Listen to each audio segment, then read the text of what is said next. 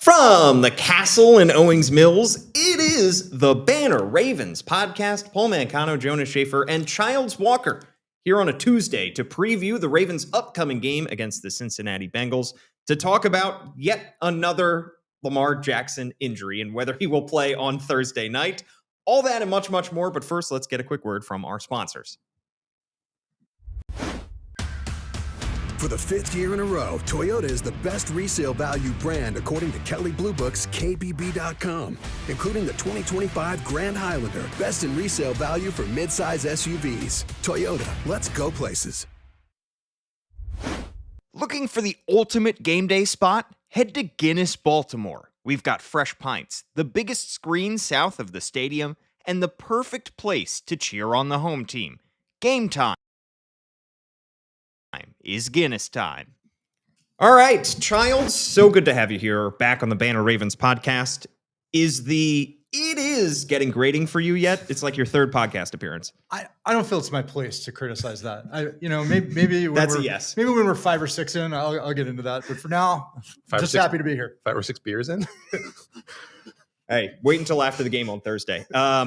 We are going to preview that game on Thanksgiving, talk about what the Bengals are going to throw at the Ravens on Thursday night. But first, guys, we do have to talk about the injuries. And most importantly, Lamar Jackson appearing on the injury report with a toe injury. Do we know which toe? We do not. We had no idea there was a toe at issue until we saw the injury report yesterday. No, because it's been a different unit of the leg every week. So. It's slowly moving down the leg. It started with the hamstring, then the knee, then the ankle, then the toe. We don't know. Do we know if it's which leg it is? Are all these happening on the same leg? When we were saying yesterday, they're going against Joe Burrow, who obviously famously is coming back from a serious toe injury. So is it just thematic? Is it? Are we just matching the opposing quarterback with what we do every week now? I did put in the outline and then take out some puns about toes that I won't bother you guys with, but it does remind me. There's that viral Miami Dolphins fan who's a teacher for elementary school. Yes, students who uses the Dolphins scoring a lot or not scoring very many to teach her kids about math. I think it's like Lamar in his munificence is doing the exact same thing with the anatomy. The anatomy of health.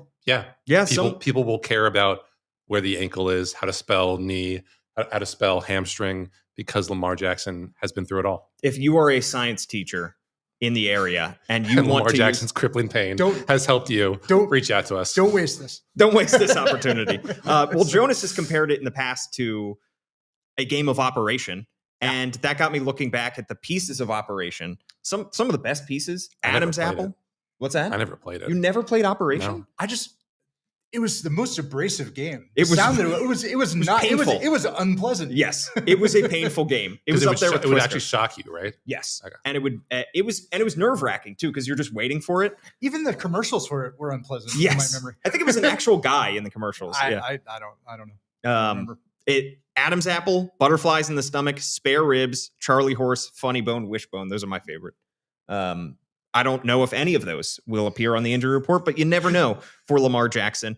The good news is he was back today at practice, recording this on Tuesday. Monday was a walkthrough, and so all of those injury designations are estimations, and he was a DNP for Monday. Other injuries that we should talk about here, Kyle Hamilton dealing with his ankle injury that he suffered at the very end of Sunday's game. He is back. John Harbaugh said after practice yesterday that he has a chance of playing Thursday. Travis Jones dealing with an ankle injury, out Monday, back Tuesday. He has a history with ankle injuries, so that's not great to see. Missing both Monday and Tuesday is Taven Bryan, who left Sunday's game at the very end as well.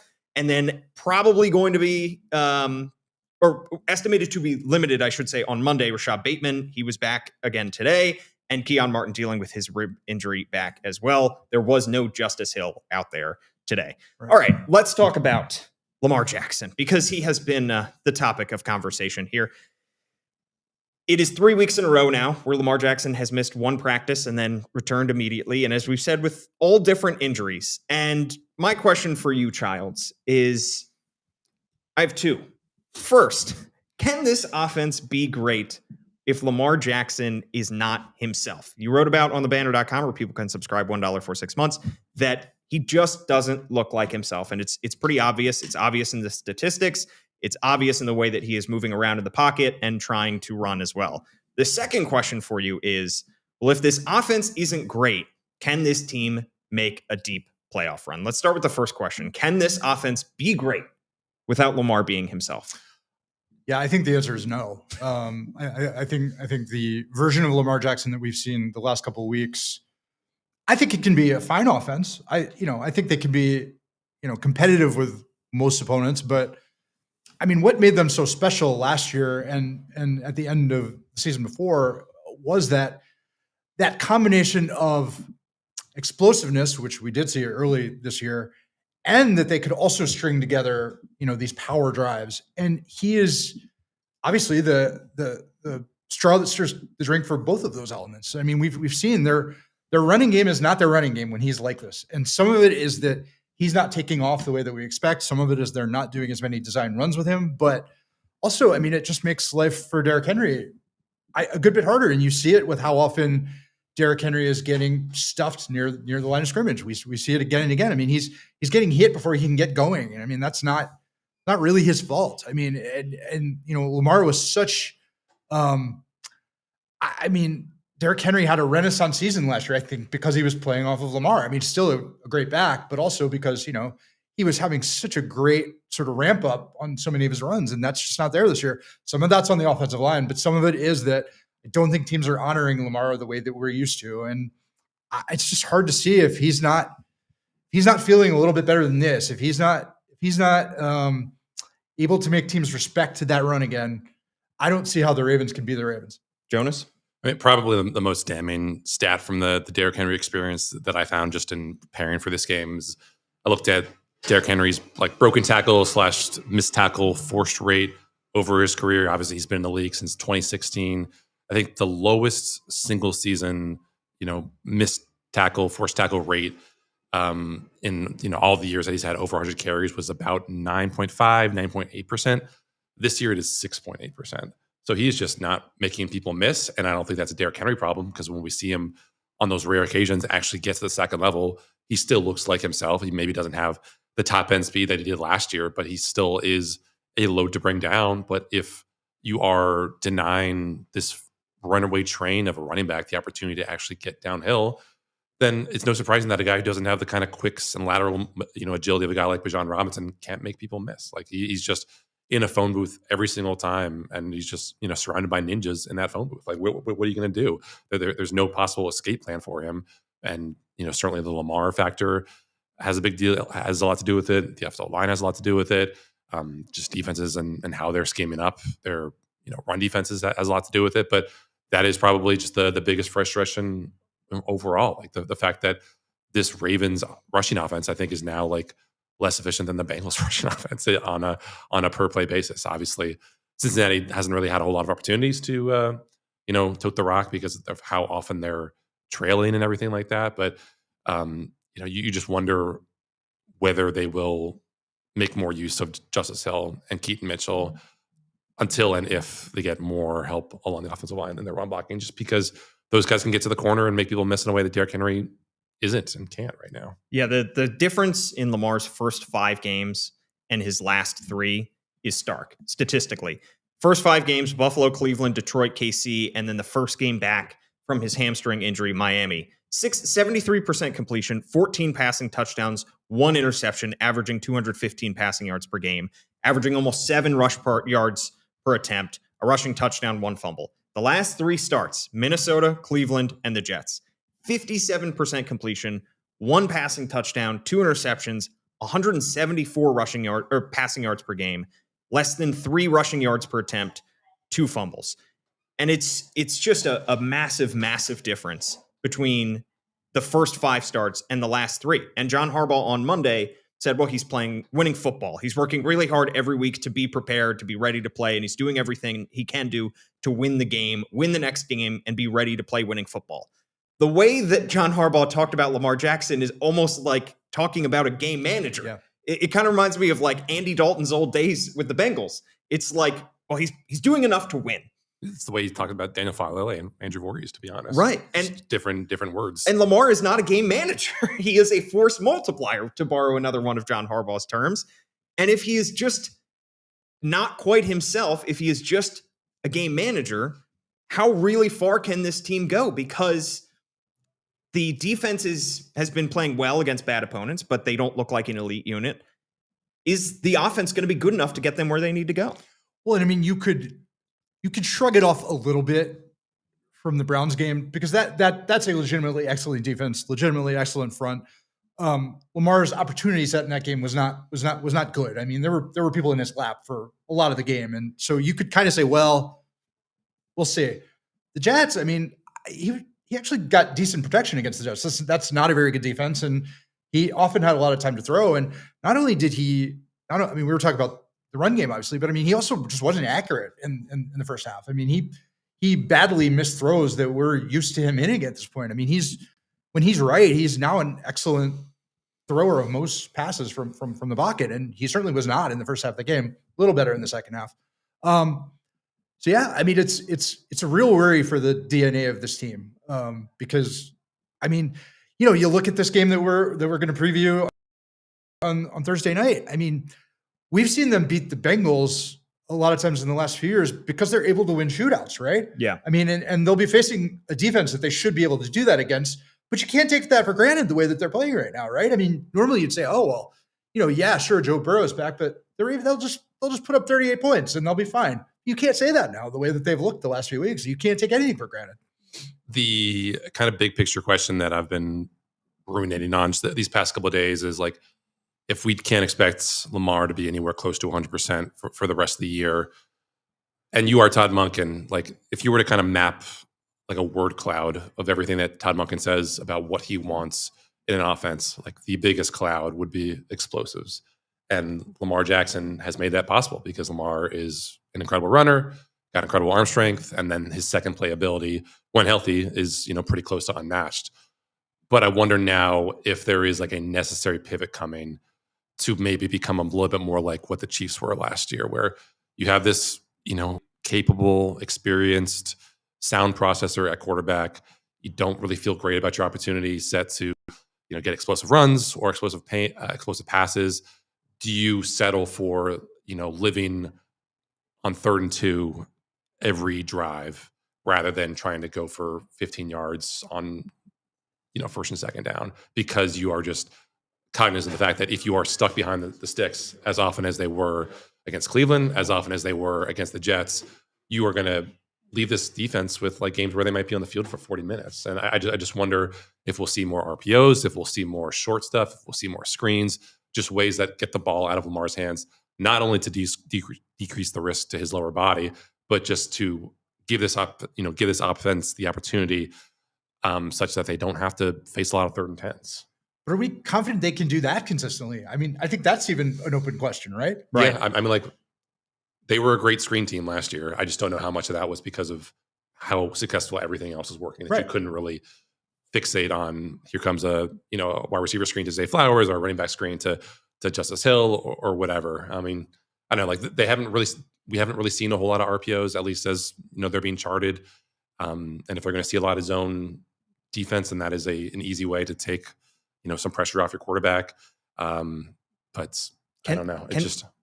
Does this personnel lend itself to screens? I mean, I think wide receiver screens. Oh, it's basically the same personnel as last year. Yeah. Well, you mix, you throw in DeAndre Hopkins, who's a couple times this year, he's been out on the edge trying to block and has not done a phenomenal job. The offensive line, as we said, has just taken a step back across the board. But I mean, that's where part of what he's talking about earlier. I mean, you know, Justice Hill is a player. No, he didn't practice today. We don't know what that we don't means. know. But like, he was very effective in that role last year. So I mean, you know, you do start to look at what other toys do we have in the chest, right? Yeah, Keaton Mitchell should be good at that in theory. But we saw how that went week before last. Yeah, as long as the ball's not deflecting off his hands. Exactly true. It's just a scary situation, because if you were to tell me when this team was 1-5 that they would rip off 5 straight wins and that they would get back to 6-5, my assumption would be Lamar just put the cape on again. Lamar went superhero mode, and it's been the defense and honestly the special teams that have carried him. Charles, does it make you more? Does it give you any maybe misbegotten optimism that the toe injury is potentially, is something that he can recover from, and that might have explained some of the lethargic play that we saw on Sunday? Like in looking at it and framing it that way, that could be partly the explanation for why he was not at his best, either running the ball, throwing it on Sunday against the Jets. And that is something that it's not so significant that he's out here at practice today on Tuesday. Does that give you any kind of weird confidence that maybe he is slowly but surely getting over these things? And sure, there's always going to be a risk that it's a new body part every week, but maybe that is in fact why he was not looking anywhere close to himself. Yeah, I mean that's the glass half full, I guess. But I mean, he's been beat up for a long time now. I mean, I thought he was beat up before he actually went out with the hamstring injury. I mean, he didn't look to me quite like himself in the couple of games before that. So, right. I mean, it's just we've seen it over and over with a lot of guys. It's hard to heal in the course of an NFL season, especially when you're the quarterback who's taking every snap and the other team is gunning for you on every play, and you're playing behind an offensive line that we know can't be trusted, every week. I mean, there's just so many variables that work against you having deep confidence in it. I mean, look, yeah, they get 10 days after this Bengals game. Is that a small help? Sure. Right. But we've just seen the thing trending in one direction for months now. So it's hard to be really optimistic that he's just going to be 100% Lamar, over the last, in December. I mean, maybe, but. Right. Well, that brings up a rhetorical question that I'm going to make an actual question. You put this question in your story right. for your 5 things after the game, which is it more likely that this Ravens offense rights itself and makes the Ravens a complete team, or is it more likely that the defense regresses against more potent opposition and the Ravens are left without an obvious strength? If you had to answer the question that you posed, what would it be? I mean, in truth, I think it'll continue to be a sort of a messy middle between those things. I don't think it'll be either extreme. I don't think we're likely to see the Ravens be as dynamic a team as we saw at the end of last season. At the same time, I don't think they're going to fall apart completely. I mean, there's still a great many good players on this roster. I mean, there's just sort of a winning talent backbone. I think they're certainly going to be in it until the end. If you see if you look at the analytics, I mean, they're now a heavy favorite according to a lot of people to win the division. So I mean, there is reason for that. So I mean, I don't think we're going to see the worst case scenario where they're literally not particularly good at anything. But do I think we're going to be in a position at the very end of the season when you're looking at the playoff matchups and you're saying, well, they clearly have the best this in this game. I don't know. The thing that I've heard from Ravens fans is that, well, the last 2 years, they've gone into the playoffs and you've just felt great about the Ravens' ability to match up against any team. I mean, particularly 2023. They go into that Chiefs matchup and most people were picking the Chiefs. Jonas, you and I we're picking the Ravens. Yes. You and I were picking the Ravens. They were the number 1 team in DVOA on offense and defense for a lot of that season, and they lost. And then last year, I think the Ravens were a better team than the Buffalo Bills, and they lost. And so it's not always the most complete team. It's not always the team with every single thing you think on paper is working that wins it all. It takes a lot of luck. That being said, all we can do at this point is just evaluate where these parts of the football are right now, right. And they're a little bit lacking in some areas. Now, I mean, can teams transform late in the game? Yes. I mean, we can go in there and look at the Lombardi Trophy from 2012. That was the ultimate example of that, right? Like, if we were talking at this point in 2012, we would have said, oh my God. I mean, no shot. They're falling apart. They're about to fire their offensive coordinator. Like, this team is going nowhere. Like, they were a contender last year, but this thing is over. Right. Like, they've gone on the other side of the hill. So, I mean, you never know for sure, but they're not giving us a lot of signs that they have the upside that we thought they were going to coming to the year right now. Jonas? I feel like we need to see it. Yeah. Yeah, we're at the point of the season where I've run out of things to say that are interesting. All right, that does it for the Banner Ravens podcast. So I will compare like the week-to-week experience right now of watching the Ravens to watching the now nearing the end of the first season of The Chair Company, the Tim Robinson comedy drama on HBO. Of course you don't. Does Childs watch it? I'm not a Tim Robinson fan. Okay. I'm not either. See, he just bothers me. that explains so much. Just, great pilot, just like a great week one. You love the people. I love the people involved in it. But every week there is something weird and new and tough to get your arms around. And you're just, it's compelling, certainly, but I don't know if I'm actually enjoying it. And I'm going to watch it till the end because we're not that far from the end. And Lamar is just as compelling and just as kind of inscrutable a figure as Tim Robinson and all the characters that he plays. I just don't know if anything beyond just a sense of loyalty to riding this out is going to have me actually looking forward to seeing where the next weeks go. Well, all you can hope for if you're a Ravens fan is that they do enough over these last 6 games to win the division, and they're still favored to win the division according to Jonas's favorite metric, which is the New York Times playoff picture, 88% to winning the division. It actually came down, I think. Oh, no. Because I think probably the computers are catching on that the Ravens offense is not that good. The computers watch the first half and say, well, they're still the favorites. They're still, I think, over 80%. Yeah. So you just hope that they do enough to make the playoffs. Does that feel right to you, by the way? I don't want to get way sidetracked on this, but that's not how it feels to me. But I mean, we live, we see everything through Ravens lens. So I think this is one of those instances where we are maybe overly critical because we're so close to the source in this instance, and we see all the flaws. Whereas if a lot of the people who take a step back, just look at the surface and say, this team will be fine. Well, and look, a lot of would-be contenders played badly. Your Eagles played badly on Sunday. So, I mean, and teams have had bad games. I mean, the Bills don't look like a perfect, complete team by any stretch. The Chiefs just barely are a game above 500 after pulling out a win. Yeah. So it's like at this point, and I said a week or so ago, can you really believe that the Patriots are going to come out of the AFC, that the Broncos are really going to come out of the AFC? So to me, this is anybody's conference, and the Ravens are squarely in the thick of things, and that's all you can ask for if you're rooting for them. Let's talk about this matchup against the Bengals. Let's talk about the quarterback on the other side, because we are going to see, in all likelihood, the return of quarterback Joe Burrow. As you said, Childs famously dealing with his own toe issues. Turf toe kept him out. He is going to be back on Thursday. That's at least according to head coach Zach Taylor.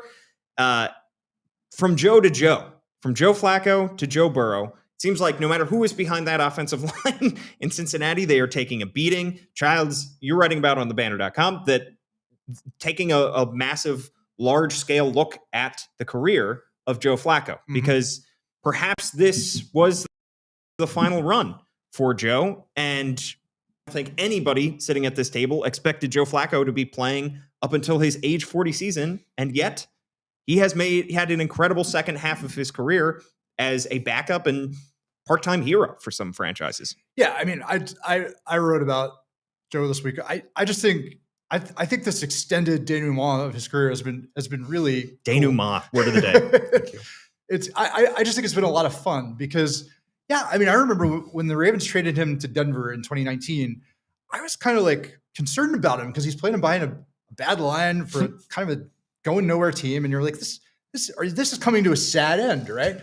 But he just has kept re-upping with different teams. I mean, he had the run in Cleveland in 23 where he became sort of an honorary Clevelander for life on top of being an honorary Baltimorean for life. And just beyond the football, he's become this weird sort of dispenser of middle-aged wisdom, where people just like to hear from him now, and he's clearly more comfortable being out there and sharing himself with people. I mean, he was was he like that in Baltimore? No, I mean he at least in terms of at the podium and on the record, pretty buttoned up. I mean, would always sort of answer your questions and was very professional about it, but he was not going to light it up at the podium. I think deliberately. Now, he is someone who always, like, if you talk to him more informally, like, BSing around his locker, he always had this sort of dry wit.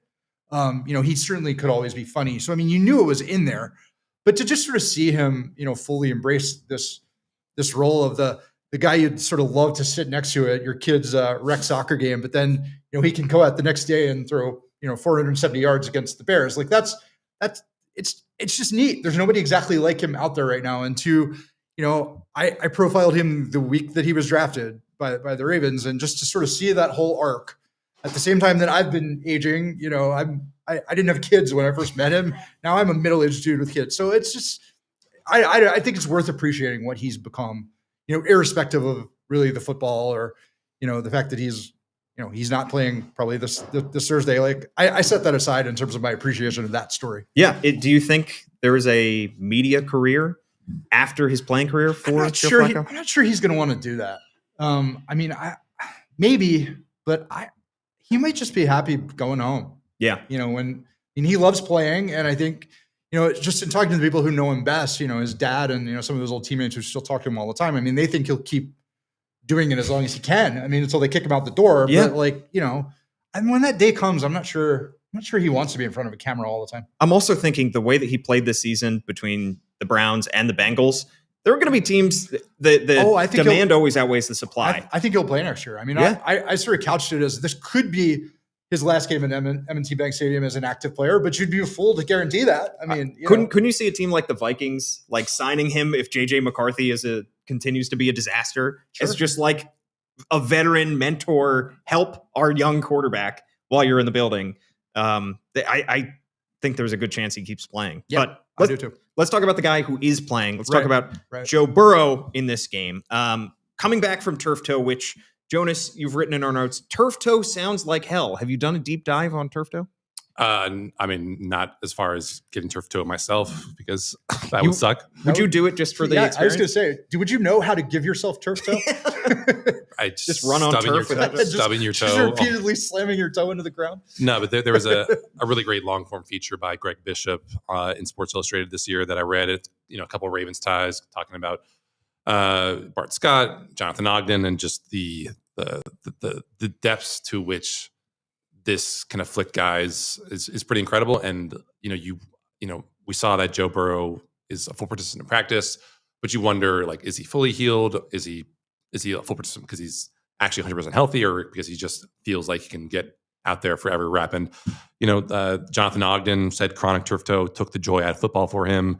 The legendary Steelers linebacker Jack Lambert retired due to turf toe, and later said that if he had understood the pain the injury would cause him, he might not have played football at all. Yeesh. Deion Sanders said the same thing, and his turf toe actually led to an amputation, which was mind-blowing to me because I thought it was diabetes and not, in fact, in like a ligament-related thing. So you just kind of, all that stuff is rattling around in my brain as I consider what Joe might actually look like when he's back on the field. Because, I mean, no one, I guess, aside from the select few in that Bengals front office and Bengals coaching staff, really had Thanksgiving as a realistic return date for him. And so the fact that he is not only playing in this, but it sounds like,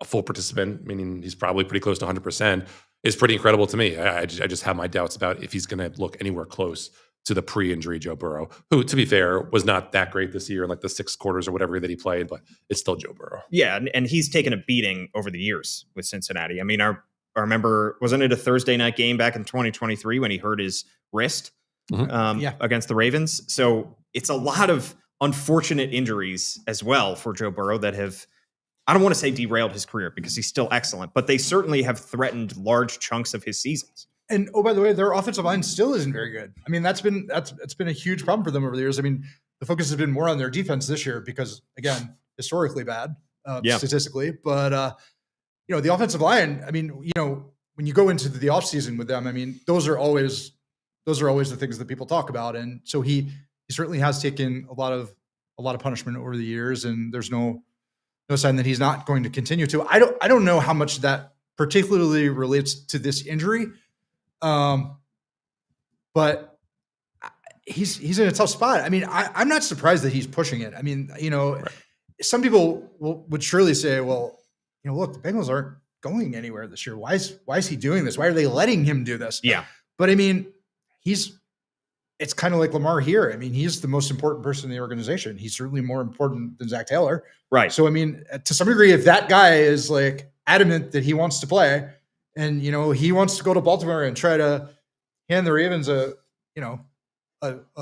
spoiled turkey leg, they're gonna let him give it a go. And I mean, a lot of the things that he does well, he could still do, even if his mobility is somewhat limited. I mean, his daring as a passer. I mean, his timing. I mean, his chemistry with Ja'Marr Chase. I mean, that stuff's not. I mean, I expect he'll hit some throws in the game. I mean, assuming he's out there the whole time. I mean, he's always dangerous, and he does make them feel more dangerous overall. You know, even though Joe Flacco has had some big games for them, you know, he also he won at T. Higgins. So that's an ideal for him. So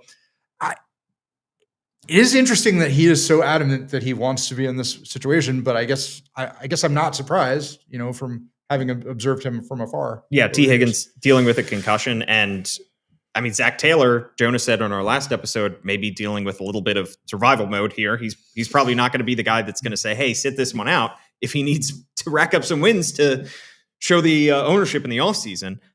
In terms of the wide receiver core without T. Higgins, though, Ja'Marr Chase, as we know, absolutely feasted against the Ravens secondary last year, perhaps hastened Marcus Williams' departure from Baltimore with the 2 games that he had 457 receiving yards in the 2 games and 5 touchdowns, and they were both losses for the Bengals. Wow.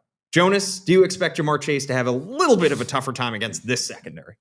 Yeah, I mean, it would certainly help if the Ravens get Kyle Hamilton back for this one. That's going to be an interesting decision, because they would certainly like him to be a viable slot defender. Like the Bengals have been a lot more creative with getting Ja'Marr Chase some easy releases off the line of scrimmage. They play him in the slot a lot more than they used to. Obviously, the Ravens have Marlon Humphrey that they can throw on Ja'Marr Chase if they need to. But, you know, the Ravens, there are just like certain matchups that if I'm the Ravens and I am blitzing on 3rd down and I'm leaving Ja'Marr Chase one-on-one, that I'm concerned about, just because he's strong enough to break a tackle against whoever he's going up against. He's fast enough to outrun almost anyone in this Ravens secondary. I guess everyone but Nate Wiggins. So if there are scenarios where it is, you know, Cheeto Uzi versus Ja'Marr Chase, I'm taking my chances with Ja'Marr Chase, even if I'm throwing short of the sticks and just asking him to beat this guy in the open field. I don't love Nate Wiggins' ability to be a tackler in space against someone as strong and savvy as Ja'Marr Chase. Even Marlon Humphrey has some troubles with tackling guys in the open field. So you just want as many, you know, capable bodies as possible. You certainly want that pass rush to get home, just so that Joe, you know, was going to have to lower his eyes and not be able to have the kind of full range of the field that he's had in some of these better games against the Ravens. So, you know, I think over-indexed last year for how important the T. Higgins absence was going to be in that game against Baltimore, because without, you know, that dynamic duo together, historically Joe Burrow had been far less effective. And then it didn't really matter, because they came out and Ja'Marr Chase went for 250 in this game against Baltimore. Just they could not freaking stop him. And I think the Ravens are better prepared. I think this defense is a better place than it was for that game, that shootout in Baltimore. But he's still, you know, probably one of the most talented guys on the field on any field. Yeah. You're not in it for the Woozier revenge game? It's definitely possible.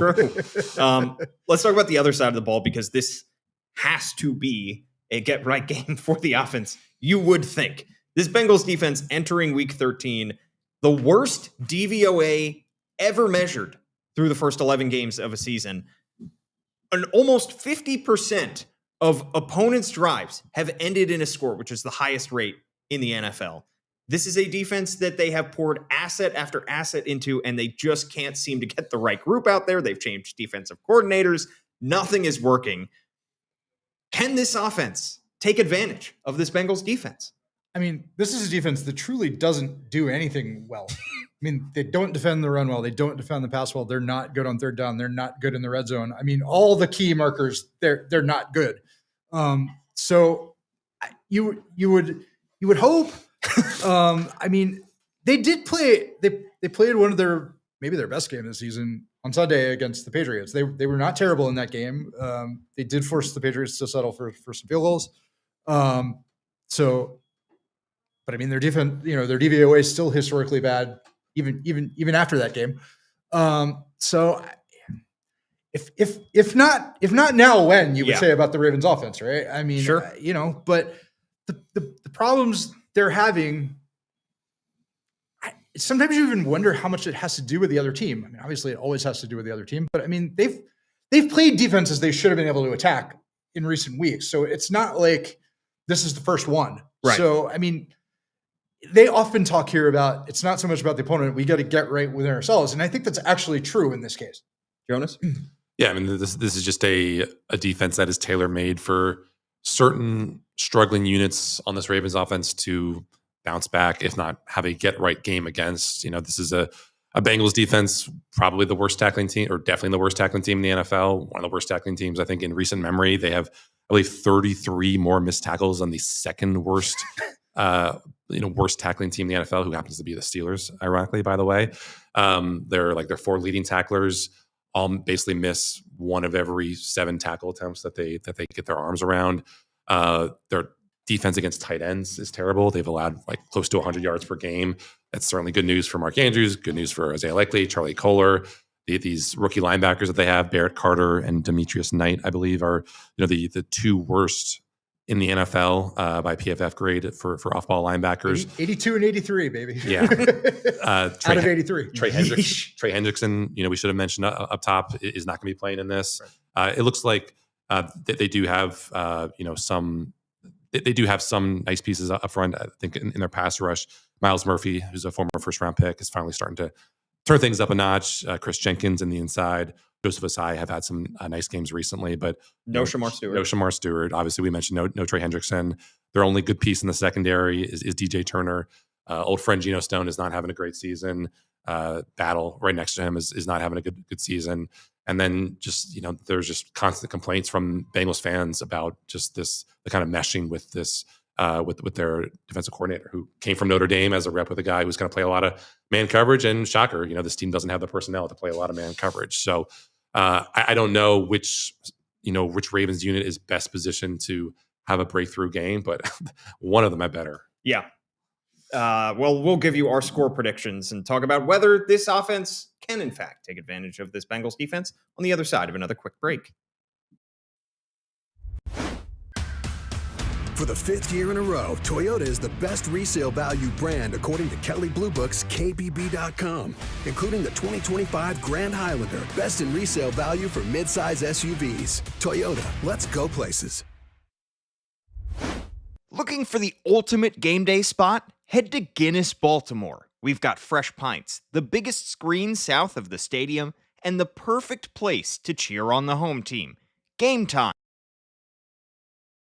is Guinness time. All right, Jonas, let's start with you.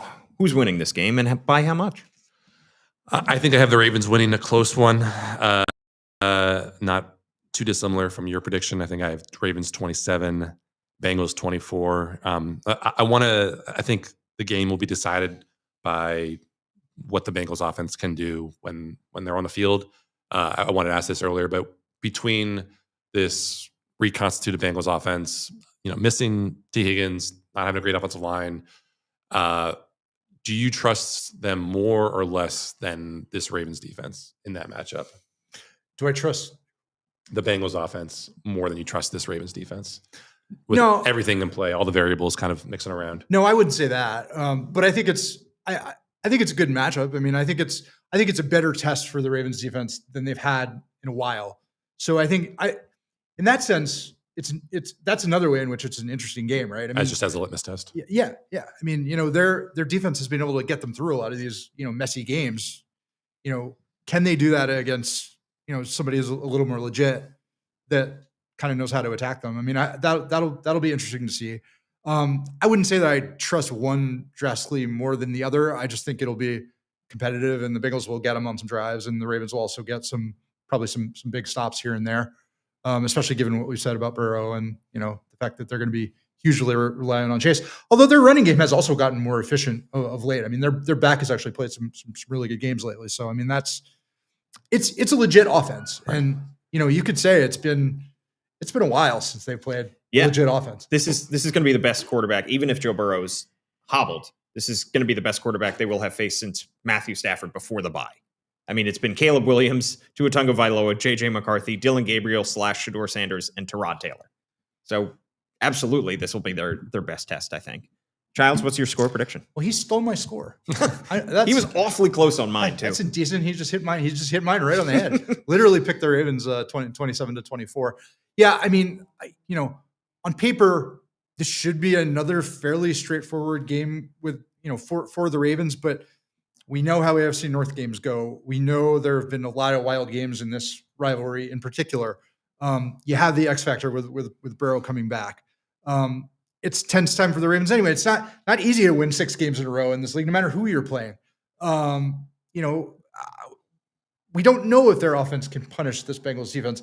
There's all these like sort of unknowns coming together. So it just feels like it's going to be a messy, tense night, messy, tense Thanksgiving night at the stadium. And so, yeah, I mean, I think it's gonna be anxiety right to the end. But I do think they'll pull it out. I think the defense will make enough stops, and they'll be able to. I think they'll probably hit a few explosive plays against this Bengals defense, in part because of what Jonas said about the missed tackles. I mean, this is a defense that is right big plays in the clutch. We've seen it a bunch of times this year. Yeah, just because mine was going to be 28-24, but that's too close. I'm going to say 29-24. Ravens get a safety in this game. Get weird. 3 touchdowns, 2 field goals, and a safety. Ravens pull out this game. Are you guys enjoying Thanksgiving beforehand? Do you have plans to get some turkey before the game? So yeah, we're just moving dinner up. We're gonna do it at 1 instead of 3. And that's what we're doing too. Yeah, just like not a brunch, but like an early lunch. The problem is all these foods put you to sleep, and you're gonna be tired slogging through this game. Way down, and it's gonna be a late night. It's not it's ideal for the people at home, but not ideal for us. But nobody cares. Nobody cares. Jonas? Yeah, I'll be getting getting an early dinner with the fam in DC. Nice. And driving up like usual. Nice. All right. Well, enjoy your Thanksgiving, everybody. We will talk to you probably at like 12:30 on Friday morning. If it's a loss, should we call the podcast Black Friday? I mean, we'll be podcasting on Black Friday, so perhaps. For Jonas Shaffer and Childs Walker, I'm Paul Mancano. At Childs Walker, he is on all the social platforms. At Jonas_Shaffer, I'm at Paul Mancano and at Old Banner Sports. Read all of our great coverage heading up until Thursday's game. Shout out to the Banner.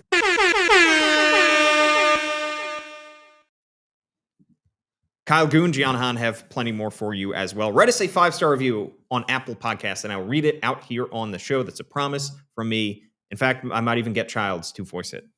If your buddy from elementary school, your childhood friend, writes another podcast. High school buddy. Review. High school buddy. I'll do that. Awesome.